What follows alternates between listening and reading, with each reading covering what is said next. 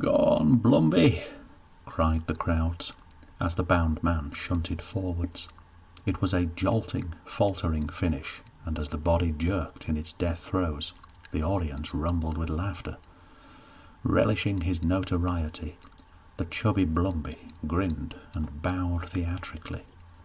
To the side of the scaffold the town clerks looked troubled, and the disdain of the gentry was plain on their faces. Cedric noticed that Mr. Bambridge looked most discomfited, and was all but hiding his face as he stood in the wings. This was Blumby's 7th execution for the parish in as many months, each one less graceful than the last. Old Weir must be turning in his grave. Half-heartedly, and with much reluctance, Cedric had shown up at the Moot Hall on the morning of Blumby's first appearance in the village, only to be told the appointee required no assistance. But now, having been appalled by Blumby's performances thus far, he was quite relieved to have been sidelined from them. Cedric watched the body swinging lifelessly on the rope, the heavy-handed hangman idling about. "Look at the state of him," jeered Cedric to a young swineherd at his side, as the hangman stumbled about with shirt untucked, baggy slacks all but hanging off, and a pair of moth-eaten old shoes that looked like he had fished them out of the nearest muddy puddle.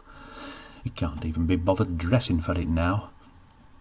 Remembered images of the swashbuckling old Weir in his gleaming white doublet, freshly laundered for each appearance, stole through Cedric's mind.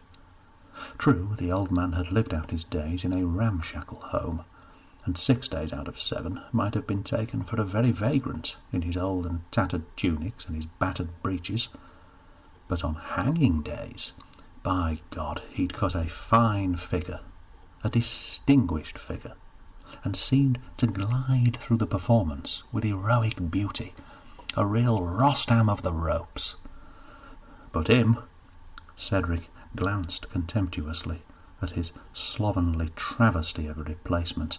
"He's naught but a scruff, a tin-pot yanker, and a bloody scruff." But the swineherd had edged away, and Cedric found himself once more alone, standing in the rain and gazing forlornly at the parody of a hanging, which was now, thank God, at last being brought to a close.